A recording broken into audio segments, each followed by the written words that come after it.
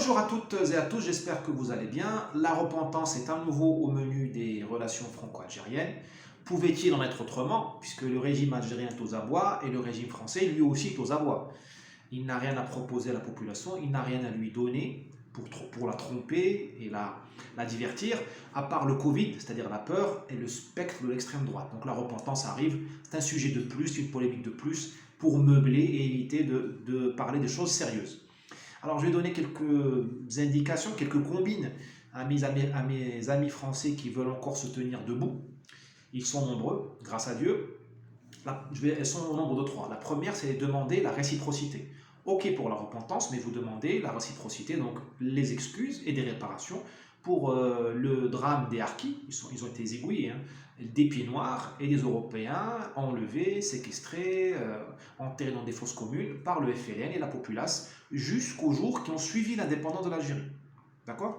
Vous demandez également la réciprocité pour les crimes commis aujourd'hui par les voyous d'origine algérienne en France. Pourquoi allons-nous nous focaliser sur des crimes commis il y a 70 ans, 60 ans, et ignorer les crimes commis aujourd'hui?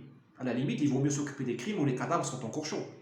Et je dis ça aussi pour les voyous d'origine marocaine, tunisienne, subsaharienne.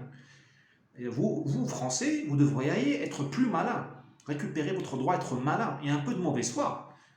Il faut être un peu indécent de temps en temps dans la vie pour se faire respecter. Et demander aux pays du Maghreb, à la limite, des excuses. Parce qu'ils vous envoient aussi, à part leurs élites qui vous envoient en France, les neurologues et les avocats et les ingénieurs, ils vous envoient aussi, malheureusement, des criminels qui font du mal à la France. Donc demandez aussi des excuses. Enfin, vous êtes en droit d'être dans cette posture. Enfin, vous dites au régime algérien, pas au peuple algérien, au régime algérien, c'est lui le problème.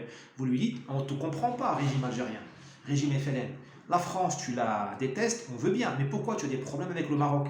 Qu'est-ce qu'il t'a fait? Le Maroc n'a fait que t'aider pour battre la France entre 54 et 62, et du temps d'Abdelkader, au 19e siècle, le Maroc a aidé l'Algérie à chasser la France. Voilà, donc retrouvez votre droit d'être malin, chers amis français.